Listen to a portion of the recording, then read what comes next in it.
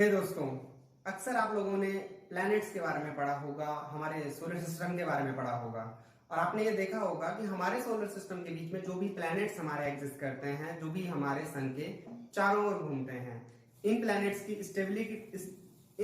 की स्टेबिलिटी के लिए हम यूनिवर्सल लॉ ऑफ ग्रेविटेशन पढ़ते हैं। और यूनिवर्सल लॉ ऑफ ग्रेविटेशन आप हमारी इस वीडियो में देख चुके होंगे और इस वीडियो का लिंक आपको डिस्क्रिप्शन में मिल जाएगा। लेकिन क्या कभी आपने सोचा कि जो हमारा एटम होता है, जिसमें एक न्यूक्लियस होता है, न्यूक्लियस के चारों ओर आपके इलेक्ट्रॉन रिवॉल्व करते हैं और ये इलेक्ट्रॉन जो आपके नेगेटिवली चार्ज होते हैं और जो आपका न्यूक्लियस है पॉजिटिवली चार्ज है, इनके बीच में कौन सा अट्रैक्शन फोर्स काम करता है, कौन इन्हें संभाल के रखता है? या कभी आपने सोचा कि किस तरीके से दो इलेक्ट्रॉन एक दूसरे को रिपेल करते हैं या अट्रैक्ट करते हैं, या किस तरीके से दो न्यूक्लियस एक दूसरे को रिपेल करेंगे या अट्रैक्ट करेंगे, या कौन सा लॉ इन सबको गवर्न करेगा? कौन बताएगा आपको कि कितना अट्रैक्शन हो रहा है और कितना रिपल्शन हो रहा है? कैसे हमें ये सारी चीजों की कैलकुलेशन पता चलेगी? देन आज हम लोग बात करने वाले हैं इसी लॉ के बारे में, जो आपको एक्सप्लेन करता है कि किस तरीके से एक चार्ज क्वांटिटी दूसरी चार्ज क्वांटिटी को अट्रैक्ट करता है और इसके बीच हमारा अट्रैक्शन या रिपल्शन किस तरीके से कैलकुलेट कर पाएंगे।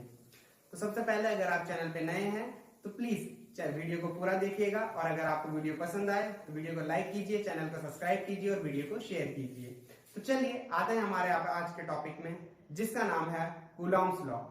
तो जो हमारा कूलॉम्स लॉ होता है वो बेसिकली किस फैक्ट पे काम करता है, क्या एक्सप्लेन करता है हमारा कूलॉम्स लॉ, सबसे पहले ये जानना जरूरी है। तो कूलॉम्स लॉ आपका बताता है कि अगर आपके पास कोई भी दो चार्ज पार्टिकल्स हैं, वो चाहे इलेक्ट्रॉन प्रोटॉन है, चाहे वो आपके दो इलेक्ट्रॉन है या आपके दो प्रोटॉन है, इन दोनों के बीच काम करने वाला अट्रैक्शन फोर्स या रिपल्शन। अट्रैक्शन कब? जब दो अपोजिट चार्ज होंगे, एक प्रोटॉन एक इलेक्ट्रॉन, या एक नेगेटिव चार्ज या एक पॉजिटिव चार्ज, इनके बीच जब अट्रैक्शन फोर्स काम करेगा तो कितना होगा।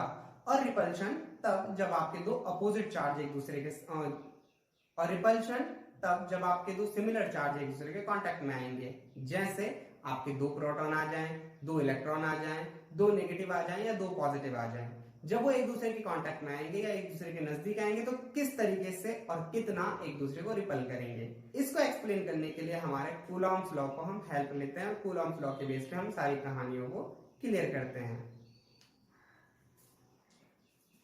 तो हमारा कूलॉम्स लॉ क्या कहता है, ये वाला क्वेश्चन ज्यादा आता है। तो हमारे कूलॉम्स लॉ के अकॉर्डिंग अगर मेरे पास दो चार्ज पार्टिकल हैं, पहला मेरे पास एक चार्ज पार्टिकल इधर है और दूसरा चार्ज पार्टिकल इधर है, ये दो चार्ज पार्टिकल हैं और इन दोनों के न्यूक्लियस के बीच की दूरी जो हमारी है, अगर वो हमारी d मान लेता हूं मैं इसको, इस पर आपका Q1 चार्ज है और इस पर आपका Q2 चार्ज है। चार्ज की वैल्यू है सिग्नेचरली, ना नेगेटिव ना पॉजिटिव, ये दोनों फिलहाल अपोजिट है, इसलिए अट्रैक्शन की बात करूंगा मैं।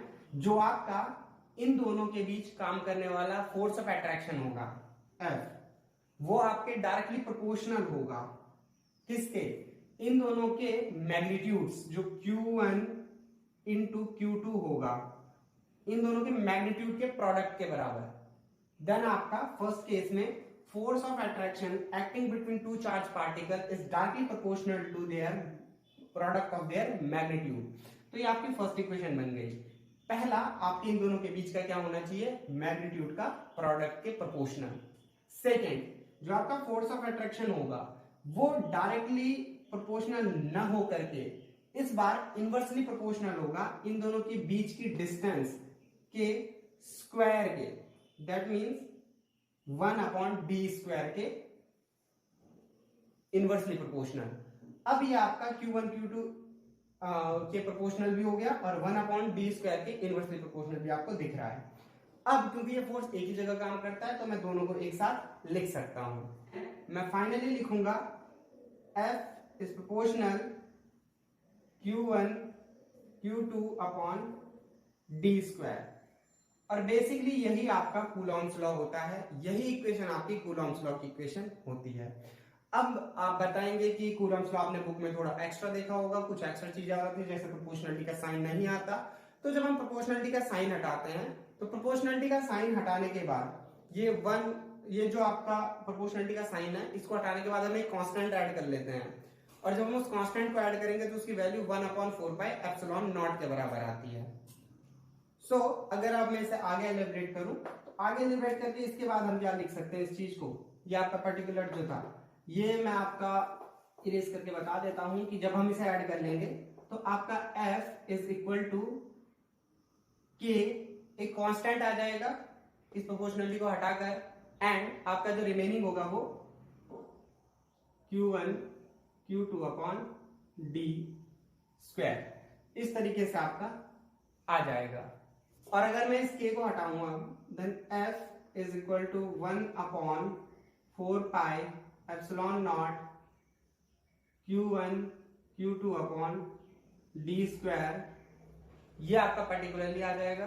और जो आपका ये 1 अपॉन 4 पाई एप्सिलॉन नॉट है, इसकी वैल्यू होती है 1 upon 4 pi epsilon naught is equal to 9 into 10 to the power 9, ये आपका इस कांस्टेंट की वैल्यू हो जाती है। देन ये आपका कूलॉम्स लॉ हो गया, ये इलेबरेट फॉर्म हो गई, और ये आप अप्लाई करते हैं जिससे क्वेश्चंस में वो हो गया। आई होप सो आपको इतना समझ में आ गया होगा। देन फिर मिलते हैं किसी और वीडियो में किसी और टॉपिक के साथ, तब तक के लिए बाय बाय।